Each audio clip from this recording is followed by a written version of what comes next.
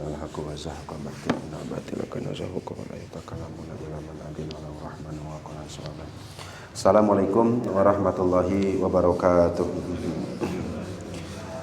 Bismillah, alhamdulillah, wassalatu wassalamu ala rasulillah Sayyidina wa habibina wa syafi'ina wa maulana Muhammadin sallallahu alaihi wasallam ibni Abdillah wa ala alihi wa sahbihi wa mawalah wa la hawla wa la quwata illa billah amma ba'd. Alhamdulillah, bapak-bapak sekalian, pada kesempatan malam hari ini insyaallah kita lanjutkan kajian kita membaca kitab Hikam, yang mana pada pertemuan malam hari ini kita sudah sampai pada hikmah yang ke-159 ya Pak ya. 159 yang mudah-mudahan apa yang kita kaji, apa yang kita baca, mudah-mudahan mendapatkan manfaat dari semuanya, dan mudah-mudahan juga Allah meridhoi setiap langkah kita, menganugerahkan keistiqomahan pada diri kita, dan mudah-mudahan kita, zuriyah kita, turunan-turunan kita Allah takdirkan menjadi orang-orang yang soleh dan solehah. Pun kita mudah-mudahan Allah Subhanahu wa taala selalu bimbing dan aping dengan taufik hidayah Allah Subhanahu wa taala. Amin ya Allah ya rabbal alamin. Bismillahirrahmanirrahim. Qala mu'allifu hadzal kitab rahimahullahu taala wa nafa'ana bihi wa bi ulumihi wa a'ada alaina min barakatihi wa karamatihi. Allahumma waffiqna li isabati shawab wa janibna zayga wal irtiyab wanfa'na wal muslimina bima hawa wa hadzal kitab. Bismillahirrahmanirrahim.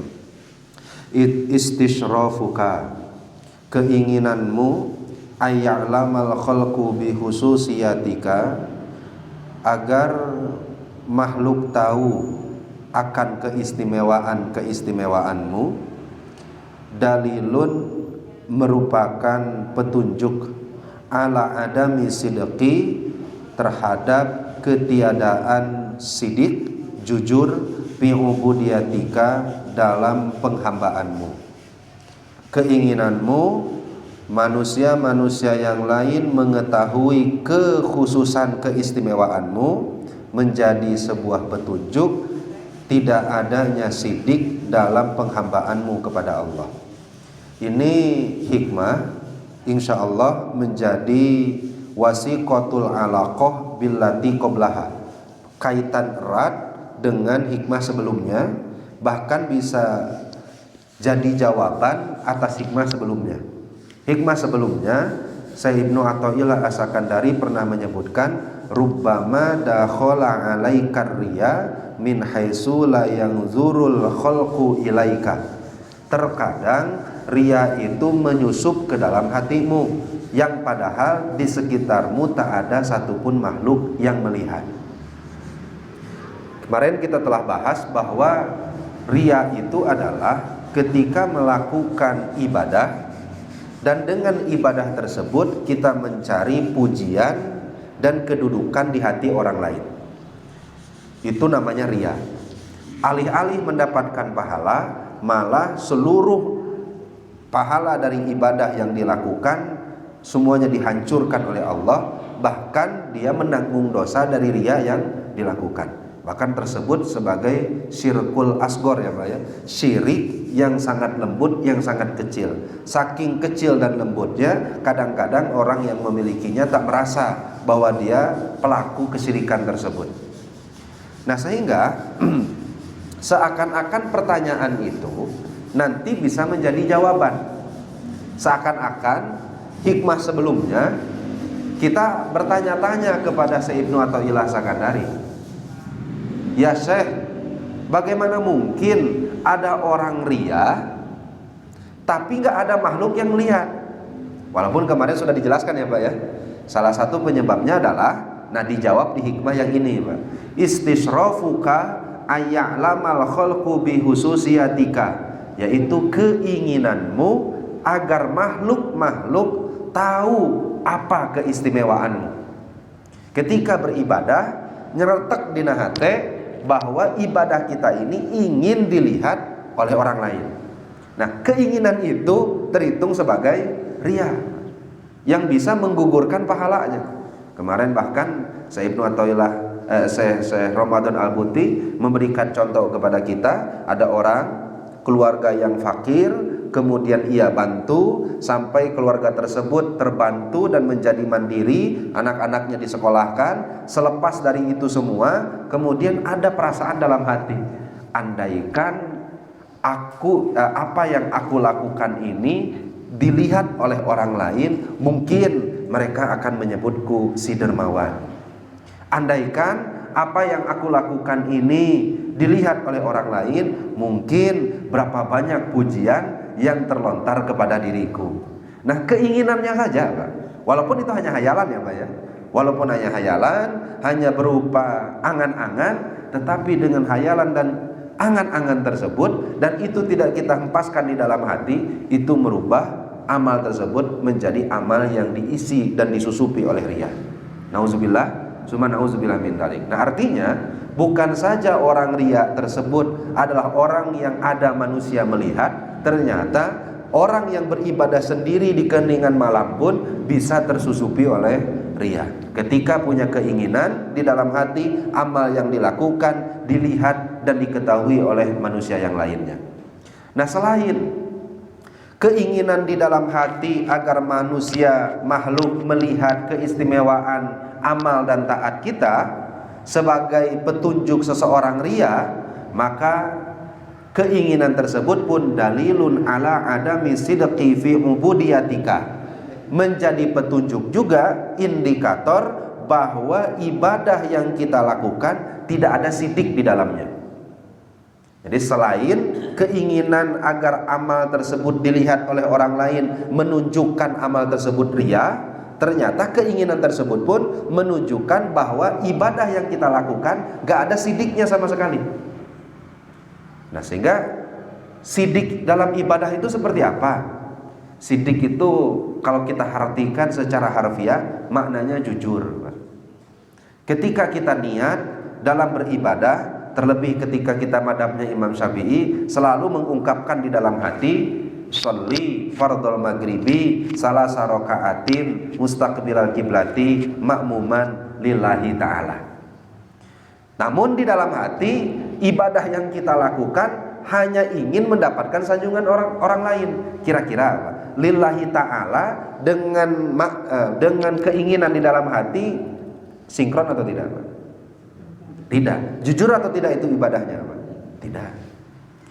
Nah, kemudian pun sama ketika kita beribadah kepada Allah, apalagi, Pak, baca Quran, sholat tahajud, ibadah sosial, sedekah, zakat dan lain-lainnya. Wa ma umiru illa liya'budullaha mukhlisin. Semua ibadah yang diperintahkan oleh Allah harus benar-benar dalam keadaan ikhlas. Kira-kira dengan tujuan kita ingin mendapatkan kedudukan di hati orang lain dan ingin disanjung oleh orang lain, kira-kira sidik tidak, Pak? Dengan realitanya. Jujur sinkron tidak, Pak, dengan realitanya? Enggak sinkron.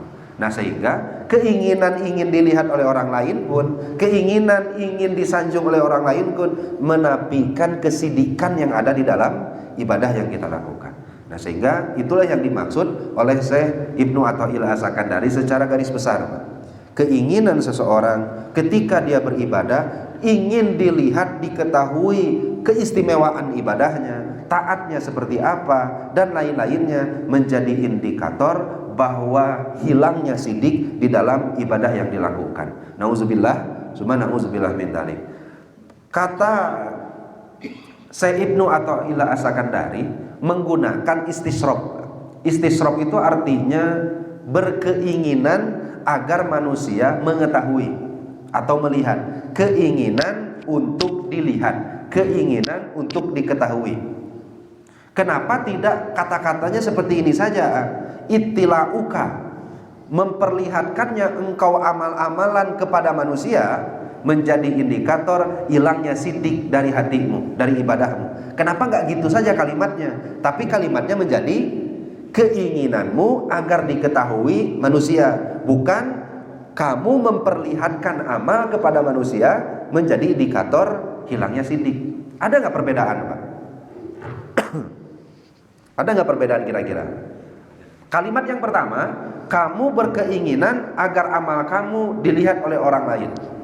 Kalimat yang kedua, kamu memperlihatkan amalmu kepada orang lain. Mana menurut Bapak yang lebih bahaya? Keinginan agar amal dilihat oleh orang lain atau amal dilihat oleh orang lain? Padahal secara nalar dan logika harusnya lebih bahaya ketika amal tersebut dilihat, bukan sebatas keinginan. Nah, kata-kata istisrop dipilih oleh Syekh Ibnu atau Ila As-Sakandari. Istisrop itu hanya berupa keinginan saja. Ini dijelaskan oleh Syekh Ramadan Al-Buti. Ini kalau kita nggak punya ulama yang kelasnya kayak Syekh Ramadan Al-Buti, kayaknya kita nggak tahu apa yang dimaksud oleh Syekh Ibnu atau Ila As-Sakandari. Makanya salah satu khususiyah umat Rasulullah SAW, setiap kurun per kurunnya pasti akan Allah lahirkan seorang ulama yang hebat yang mengaping syariat tersebut terjaga sampai yaumul qiyamah. Maka siapapun orangnya, asal itu bergelar ulama, jangan pernah kucilkan dan hinakan dalam hati. Takut apa yang kita sematkan kepada mereka itu malah menjadi bumerang terhadap keberkahan hidup kita sendiri. Walaupun sehina apapun seseorang di hadapan mata kita, andaikan dia udah digelari oleh orang lain sebagai ulama, tos orang mending jembring. Jangan hina, jangan ngertek nu aneh-aneh. Karena salah satu khususiyah umat Rasulullah SAW, sebada meninggalnya Rasul, pasti ala roksi kulli kurun, setiap perkurun-kurunnya Allah akan utus satu mujaddid namanya. Mujaddid itu ulama yang memperbaharui syariat agar tetap berada di rel yang Allah inginkan. Nah, sehingga kata Syekh Ramadan Al-Buti, ini padahal kalau di Suriahnya Syekh Ramadan Al-Buti itu kitab-kitabnya diduruk batur. Saking ada anggapan bahwa Syekh Ramadan Al-Buti itu sesat. Ulama sehebat kieu-kieu aya menyebutkan sesat. Ya, atau lamun orang-orang disebut sesat pun yang ngawajarkeun we. Ya, ulama yang sehebat ini saja masih ada yang nyebut sesat. Kalau kita disebut sesat ke orang lain mah nya tungkul we atos. Nah, sehingga apa kata beliau? Kenapa yang dipilih inginnya bukan memperlihatkannya? Karena ketika ada orang memperlihatkan, mempertontonkan amal kepada orang lain, dorongannya terbagi jadi dua motivasinya. Satu, ada motivasi yang dibenarkan syariat. Dua, ada motivasi yang sama sekali tidak dibenarkan oleh syariat, yang dampaknya menjadi riya.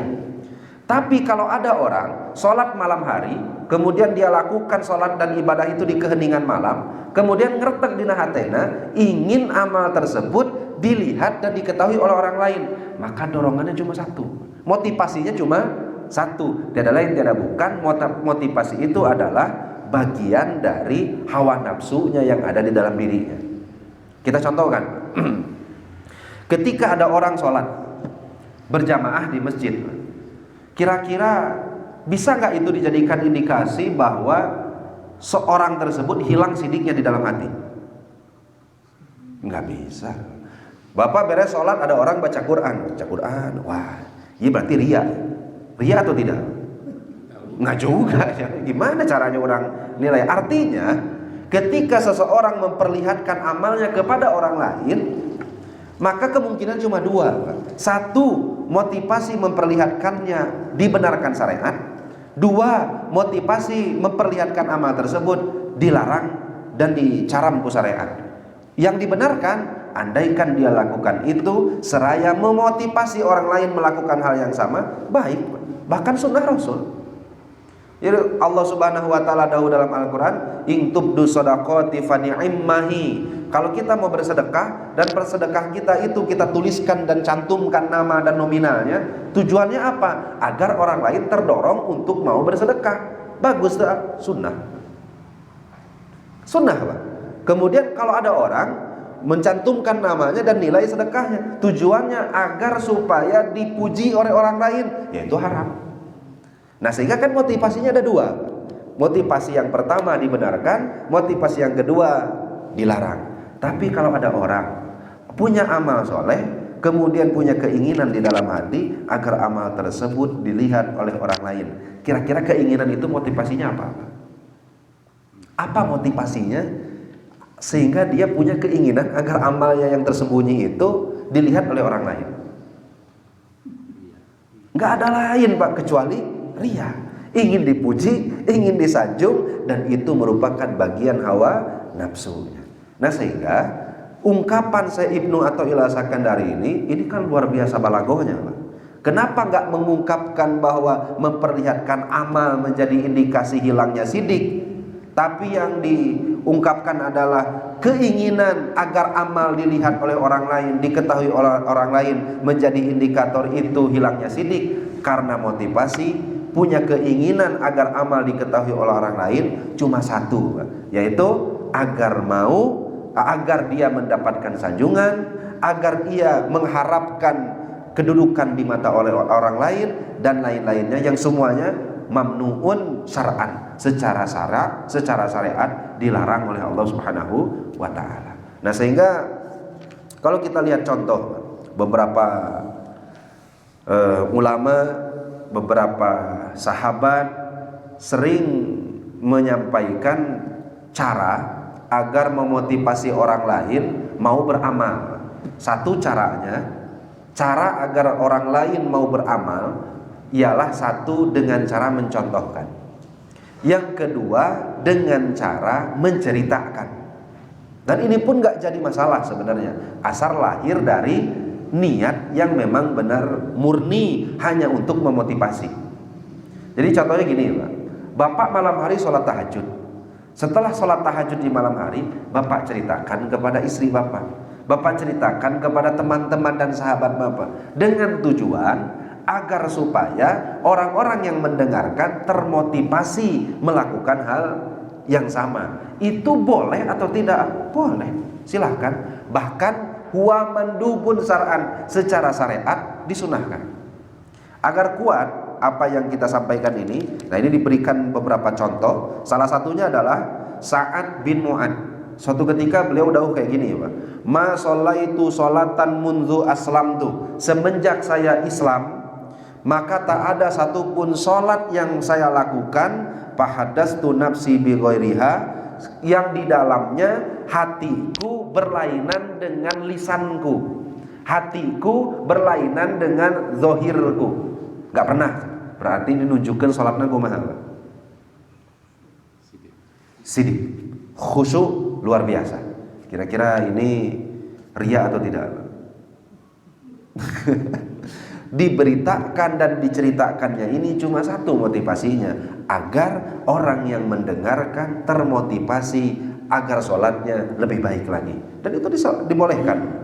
Nah, dari dua cara memotivasi orang lain atau mengajak orang lain agar berbuat kebaikan, satu mencontohkan, dua menceritakan kebaikan, mana yang dua-duanya punya potensi dapat ria atau tidak, Pak? Punya ya, Pak ya? Mencontohkan orang lain dengan beramal soleh dilihat, punya potensi ria. Menceritakan amal soleh agar orang lain termotivasi beramal yang sama, punya potensi ria. Namun dari kedua cara ini, yang lebih riskan dan besar potensi rianya yang mana? Mencontohkan atau menceritakan? Atau di urang mah dua nanage sarua besar potensinya. Nah, kata Imam Abu Hamid Al-Ghazali, ayatahaddasa bima fa'alahu ba'dal firaq. Sebada melakukan amal soleh, kemudian dia ceritakan kepada orang lain, wal khotoru fi hadza asyaddu, bahaya dan potensi ria lebih besar untuk kasus yang kedua. Artinya sebada beramal kemudian diceritakan. Kenapa? Karena gini, Pak. Li'anna ma'unatan nutqi khafifatun 'alal lisan. Karena rangkaian ceritaan dan kalimat sangat enteng di lisan, sehingga terkadang sok kabablasan. Apa yang diceritakan teh sok dilebih-lebihkan. Apa yang diceritakan teh sok ada penambahan. Dan ketika ditambahkan dan dilebihkan, kira-kira hati kita menikmati atau tidak? Menikmati atau tidak? Padahal sholat tahajud tadi malam dengan 2 rakaat. Alhamdulillah saya tahajud tadi malam tunuh-tunuhin 4 rakaat. Terus kumaha? Ya alhamdulillah, rakaat pertama 1 juz, rakaat kedua 1 juz, rakaat ketiga setengah juz, rakaat keempat setengah juz. Akhirnya saya sholat tahajud malam teh alhamdulillah hatam 3 juz. Padahal ya kulhu aja jeung anas biasa, anas kulhu anas kulhu anas. Kira-kira penambahan itu dinikmati atau tidak? Dinikmati atau tidak? dinikmati. Nah sehingga dengan menceritakan itu terkadang potensinya lebih besar daripada mencontohkan. Nah sehingga apa yang disampaikan oleh Syekh Ibnu Athaillah As-Sakandari adalah mewanti-wanti kita, Bapak sudah bisa beramal dengan soleh, dengan baik, dengan taat di kesendirian malam. Maka andaikan Bapak mau memotivasi orang lain, bolehlah sekali-kali amal tersebut diperlihatkan dengan tetap menjaga niat. Atau bolehlah diceritakan kepada orang-orang yang perlu kita motivasi agar melakukan hal yang sama, dengan catatan tak perlu dilebih-lebihkan, dan dengan catatan hati kita bersih dari memamerkan amal yang pernah kita lakukan. Namun yang paling bahaya adalah ketika kita beramal di kesunyian malam, namun hati kecil kita ngeretek, terlintas di dalam pikiran kita, andaikan amal ini terlihat oleh tetanggaku, andaikan amal ini diketahui oleh anu, andaikan amal, andai, maka itu menghancurkan seluruh pahala dari amal yang dilakukan. Mudah-mudahan kita dijaga oleh Allah Subhanahu wa taala. Akhirnya timbul lagi pertanyaan, tapi gini, kita pendengar bahwa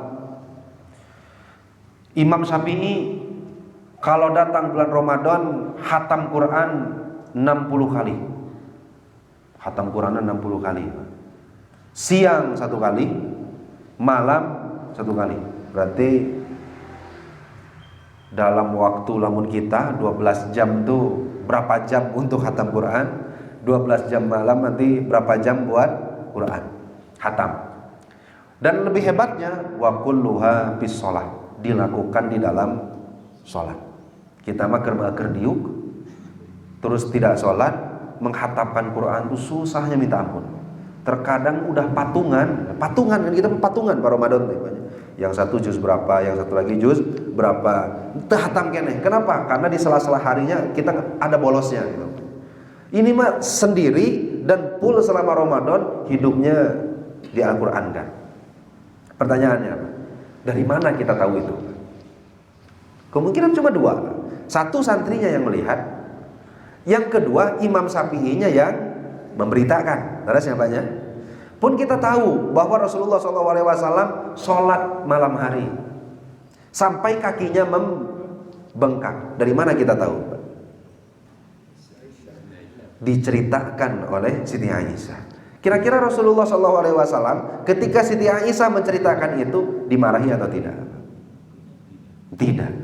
Nah akhirnya orang-orang yang tahu agama Islam, tahu syariatnya, tahu ilmunya, yang seperti bapak-bapak ini, rukun iman tahu, rukun Islam tahu, cara bersyariat tahu, cara fikihnya tahu, tasawufnya tahu. Kira-kira bapak dibebankan tugas tidak untuk mendakwahkan itu? Dibebankan atau tidak? Atau hanya cukup sampai di bapak saja? Ketika bapak tahu satu hal, contoh bapak belajar sholat dari mulai rukunnya, batalnya, syaratnya, sunatnya, sampai pudlahnya, sampai ke sholat yang khusyuk itu seperti apa. Akhirnya hatamlah bapak mengetahui itu. Kira-kira pengetahuan bapak itu kena beban gak oleh syariat untuk disampaikan ke yang lain? Atau sudah cukup saja bapak mah gak perlu berdakwah? Semua muslim yang taat, yang tahu ilmunya, mukallafun bidakwah, semuanya terbebani untuk menyampaikan syariat tersebut. Nah, cara paling mudah untuk menyampaikan tersebut adalah dengan cara mencontohkannya. Lalu siapanya? Mencontohkannya. Maka andaikan, ini kata Syekh Ramadan Abuti, ini saya nggak baca Arabnya karena nanti terlalu panjang nanti. Andaikan kalau saja taklif dakwah itu tidak ada, beban agar mendakwahkan itu tidak ada, maka tak akan ada satupun berita dari ulama, ataupun tak akan ada satupun amal dilakukan oleh Rasul, bahkan nabi-nabi yang bisa dilihat oleh orang lain. Paham gak maksud saya? Kenapa? Karena saking nikmatnya ketika amal tersebut tak ada satupun mata yang memandang. Karena berduaan dengan Allah ketika beramal itu lebih nikmat daripada ketika amal tersebut ada mata yang memandang dari makhluk. Nah, andaikan tidak ada beban dakwah dari syariat agar amal tersebut disampaikan kepada orang lain dan mengajak orang lain beramal, maka tentu tak ada satupun cerita, tak ada satupun amal yang bisa dilihat oleh sahabat ataupun siapapun dengan orang-orang soleh yang bisa terlihat dengan kasat mata. Kenapa? Karena yang mereka lebih memilih ibadah dengan keadaan tersembunyi. Sampai sini bisa dipahami. Kita coba baca lagi, Pak. Istisrofuka, keinginanmu, aya'lamal khalqu bi khususiyatika, manusia tahu akan keistimewaanmu. Keistimewaan itu taat, amal soleh, ibadah. Maksudnya apa? Engkau berkeinginan agar makhluk mengetahui keistimewaanmu, dalilun ala adami sidqi bi ubudiyatika, maka jadi dalil tidak adanya sidik dalam penghambaanmu kepada Allah. Kira-kira bisa dipahami? Insyaallah ya banyak. Mudah-mudahan sehingga ada manfaatnya, dan mudah-mudahan Allah tanamkan sidik di dalam hati kita, baik ada mata yang memandang ataupun tak ada satupun mata yang memandang. Mudah-mudahan kita selalu ditakdirkan oleh Allah, dimudahkan oleh Allah untuk berikhlas dalam amal kita kepada Allah Subhanahu wa taala, untuk mensidikkan hati kita, tujuan kita, niat kita, sehingga amal kita menjadi buah yang bisa kita petik hasilnya nanti ketika bertemu dengan Allah Subhanahu wa taala. Amin ya Allah ya rabbal alamin. Panginten sakitu, mudah-mudahan sehingga ada manfaatnya. Wabil khusus untuk saya, umumnya bagi kita semua. Mangga sebelum kita tutup, ada tambahan ataupun pertanyaan dari sepuh-sepuh, dari yang lainnya, mangga. Atau napi cekap. Tadi dicontohkan Syekh siapa tadi bahwa apa yang muncul dalam lisan saya dan perbuatan saya itu sama dengan apa yang saya inginkan. Nah, mengatakan seperti itu bukankah itu suatu pamer ya, pamer. Betul. Bahwa dirinya sidik. Betul. Nah, ada beberapa kategori yang ketika seseorang menceritakan amalnya atau menceritakan keadaan-keadaan batinnya, yang ketika Rasulullah SAW pernah dawuh, lau ta'lamu nama a'lamu, andaikan kalian tahu apa yang saya tahu, maka kalian itu akan sedikit ketawa ya, akan banyak nangisnya. Kira-kira apa? Rasul nyebutkan itu pamer gak Pak? Nyebutkan itu pamer gak Pak? Enggak. Dan kita tahu bahwa Rasul memang dibebankan untuk menerangkan hal tersebut. Akhirnya Bapak punya alasan, nah itu mah Rasul wajar. Karena memberitakan hal tersebut adalah agar supaya mengabarkan apa yang perlu dikabarkan, dan gak boleh Rasul menyembunyikan yang perlu dikabarkan. Akhirnya menyampaikan itu adalah bentuk perintah, bukan bentuk pamer, kata Bapak.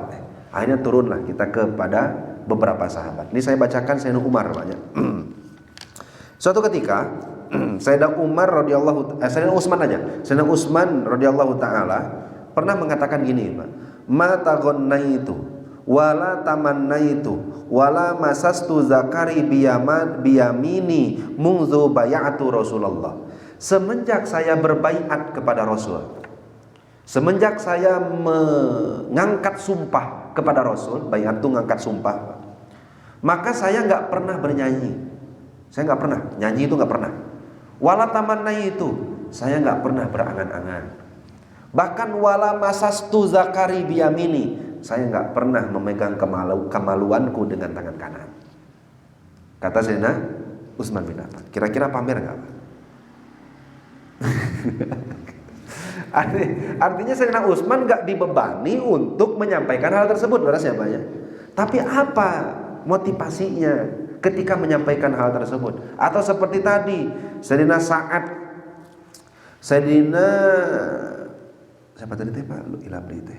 bin Mu'ad yang menyampaikan bahwa saya ketika sholat semenjak Islam gak pernah apa yang saya lakukan, apa yang saya ucapkan hilang dari hati. Artinya sinkron terus Pak. gerakannya di mana, ucapannya apa, nyambung terus ke hati. Ini kan bukannya pamer asatean. Dan kemudian Imam Syafi'i, Imam Malik, dan Imam Ahmad banyak menyampaikan apa yang disebutkan di dalam ibadahnya.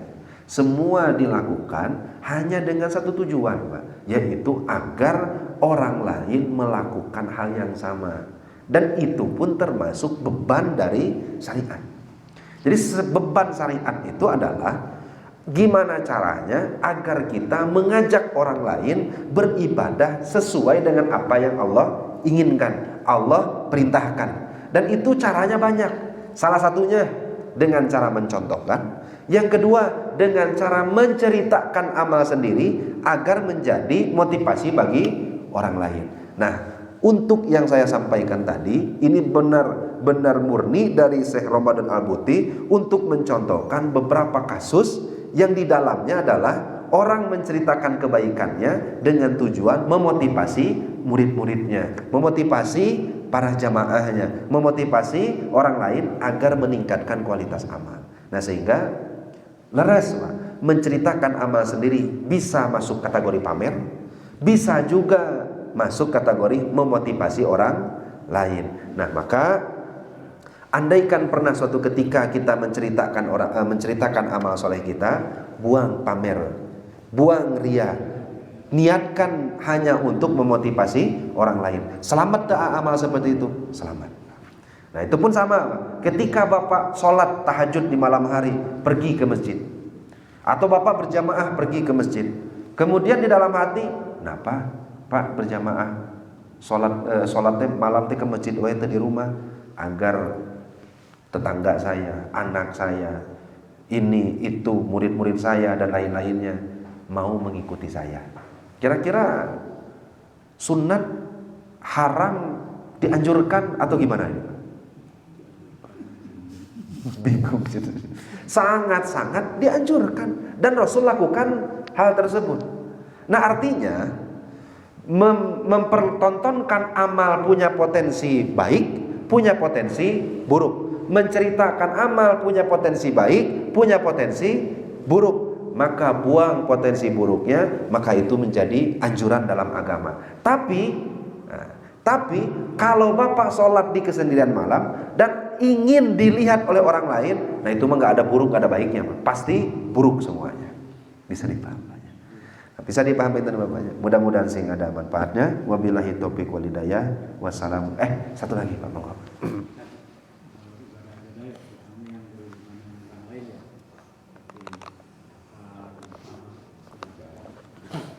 Kurban kan Terlihat. Iya. Memang kita tidak punya niat untuk memamerkan politik awet, tapi kan rasanya sebagai manusia yang seperti umum ya, rasanya juga agak sulit ya. Nah, bagaimana kita untuk membentengi kita dari terbersit hal-hal yang tadi. Ya Pak. Jadi sebenarnya Pak, amal kalau dipertontonkan kepada orang lain itu ada perintah, ada juga yang diperintahkan disembunyikan. Contoh kayak gini Pak, sedekah diperintahnya disembunyikan atau terang-terangan? Dua-duanya Pak. Artinya sedekah yang terang-terangan ada perintahnya, sedekah yang sembunyi-sembunyi ada perintahnya. Artinya kita hanya dianjurkan, diperintah oleh Rasul, andaikan amal tersebut bisa disembunyikan, maka tutup rapat-rapat. Tapi kalau amal tersebut gak bisa disembunyikan, maka amalkan hal tersebut, tapi jaga niat dan hatinya. Kan gitu jadi nanapanya. Nah, artinya jangan sampai nanti saya udah sholat 5 waktu berjamaah, tapi mungat tinggal iku batur, kumamun sholatnya jadi munfarid di rumah. Ini jadi penurunan amal jadinya ya banyak. Nah, itu mah memang yang nggak bisa dilihatkan, nggak diperlihatkan kepada orang, pasti diperlihatkan. Nah, cuma gini Pak, lintasan hati itu kita tuh punya ikhtiar, dikasih oleh Allah kesempatan untuk memilih, dikasih oleh Allah kesempatan untuk membenarkan dan tidak. Contoh kayak gini Pak, dan ini semuanya pasti sama. Datang keluarlah kita dari masjid, kemudian lihat orang lagi nyekek botol di waktu beres berjamaah. Kira-kira di dalam hati perasaan Bapak, lebih baik saya atau lebih baik dia? Spontan pasti kita mengatakan lebih baik saya, karena saya beres di masjid ibadah, itu mah teka masjid, te sholat, bari maksiat. Tapi kan perasaan itu spontanitas dan bukan upaya ikhtiar dari kita, bukan pilihan kita, itu keluar spontan. Nah, barulah detik selanjutnya Bapak dikasih pilihan, benarkan atau hempaskan. Kan gitu banyak, benarkan atau hempaskan. Artinya ketika keluar, saya lebih baik dari dia, itu spontan. Tapi dalam hati, cantang tuh, buah-buah saya yang pulang dari masjid ini, suatu saat saya ditakdir oleh Allah berbuat maksiat, dia ditakdir bertobat, akhirnya keadaan terbalik. Itu kan kita diberikan kesempatan itu. Tapi ketika Bapak datang keluar, kemudian lihat, saya lebih baik nyoho, jelas satu, saya maka karak pulang di masjid, kemudian dia nyekek botol bari maksiat, ya jelas saya lebih baik. Nah, itu barulah terjadi ujub. Jadi spontanitas bukan ujub, Pak. Spontanitas kita diberi sebadanya kesempatan berikhtiar. Itu pun sama. Ketika kita beramal soleh, pasti spontanitasnya ingin dipuji orang lain, ingin dilihat oleh orang lain, ingin dapat kedudukan di hati orang lain. Tapi setelah spontan itu keluar, kita dikasih dua pilihan. Satu, mau memurnikan amal ini untuk Allah, atau menggadaikannya untuk mendapatkan pujian orang lain. Silahkan pilih. Nah, bisa dipahami. Nah, artinya gimana cara menghilangkan riya? Itu pilihan kita dan bisa diikhtiarkan. Jadi jangan sampai ketika kita beramal soleh, yang dari awalnya niat karena Allah, niat karena Allah, niat karena Allah, akhirnya tadinya sholat tahajud dan niatnya karena Allah, mertua datang. Nah, kira-kira robah nggak niat, Pak? Oh, robah. Nu tadi nama kulhu kan rubah jadi waduha. Minimal gitu waduha. Tara-tara ge baca waduha, sholat tahajud jadi baca waduha. Tapi kan kita punya pilihan, Pak. Ketika kita baca waduha tersebut, ini diteruskan untuk dipertontonkan ke mertua, atau kita teruskan hanya menjalankan perintah Allah. Bisa dipahami. Istighfar dan intinya gini aja, Pak. Tahu bahaya ria seperti apa, tahu potensi yang dampak buruk yang dihasilkan dari ria seperti apa, itu sudah cukup untuk menjaga kita tidak terjerumus ke ria. Nah, makanya ulama itu pasti bikin bab dua, Pak. Satu akhlak baik, dua akhlak buruk, Pak. Mana yang dulu dikaji, akhlak baik atau buruk, Pak? Buruk dulu. Kenapa? Karena jangan kaji akhlak baik tanpa yang buruk tidak diketahui. Karena orang ngaji akhlak baik, buruk tidak diketahui, pasti teralami dalam hidupnya. Nah, kata Imam Ghazali, orang nggak tahu itu buruk pasti teralami. Orang nggak tahu itu lubang pasti ditincang. Nah, sehingga ketahui dampak buruknya, ketahui ikhlas itu seperti apa, dan cara menanamkannya seperti apa, dan ketahui juga lawannya, yaitu ria. Ria itu apa, hakikatnya seperti apa, cara melawannya seperti apa, dan dampak buruknya seperti apa. Rasa-rasa dengan seperti itu pun kita bisa menghindarkan diri dari ria. Tentu dibantu dengan munajat kepada Allah agar selalu dibimbing dan dipermudah. Gitu Pak. Mudah-mudahan sing ada manfaatnya. Wabillahi taufiq wal hidayah. Wassalamualaikum warahmatullahi wabarakatuh.